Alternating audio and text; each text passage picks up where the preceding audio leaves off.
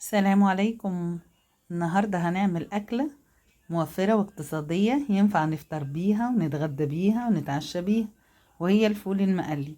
هنستخدم ايه فيه بقى؟ مكوناتنا بسيطة جدا. ادي طماطميتين، وادي بصلاية، وادي معلقة توم مهروسة، وقرن فلفل سبايسي، وقرن فلفل رومي، والفلفل قرن فلفل اخضر. يلا نشوف هنعمل بيهم ايه. زي ما احنا شايفين كده هنعمل الفول المقلي بمنتهى البساطة. هنجيب حلة وهنحط فيها معلقة زيت ومعلقة سمنة،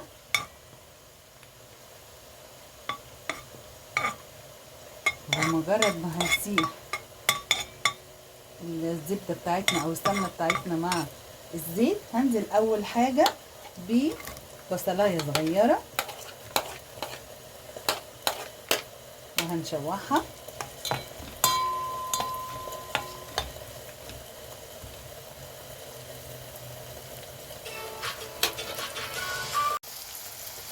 وبمجرد ما هتاخد لها تشويحتين زي ما احنا شايفين كده، هنزل عليها بفصين توم مهروسين زي اللي احنا عملناهم وفرزناهم قدام حضراتكم.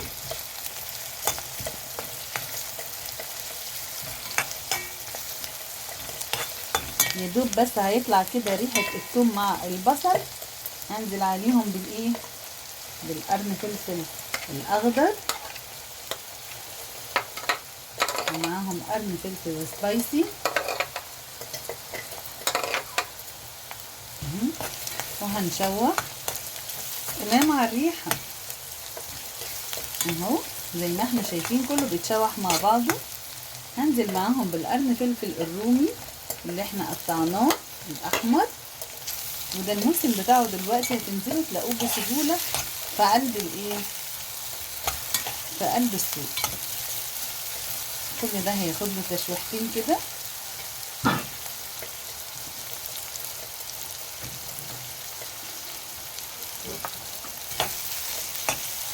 وسلام على الريحة والألوان والجمال.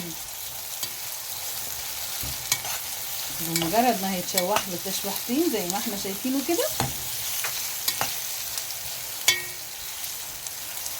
بس يدبل سيكة كده اللي هو الفلفل الأحمر الرومي والفلفل الأخضر والسبايسي.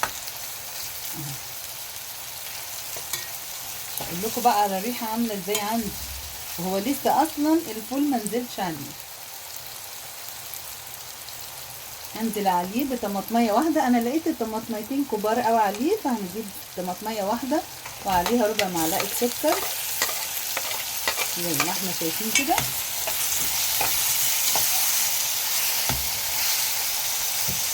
يلا بقى يا امارات ننزل عليهم بالتوابل بتاعتنا، ودي عبارة عن ايه، معلقة ملح، معلقة فلفل، معلقة كمون، وربع معلقة شطة، ونص قطعة ماجي. هنزل بكل الايه، التوابل بتاعتنا دي. طبعا اهم حاجة في الفول الملح والفلفل والكمون والشطة لو احنا بنحب الايه، من هواية الشطة.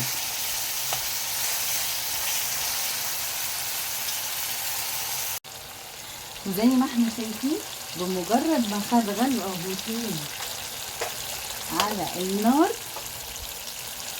مش هقول لكم بقى على الريحة والفلفل والبصل والثوم عاملين ازاي. هنزل بقى بالفول بتاعي،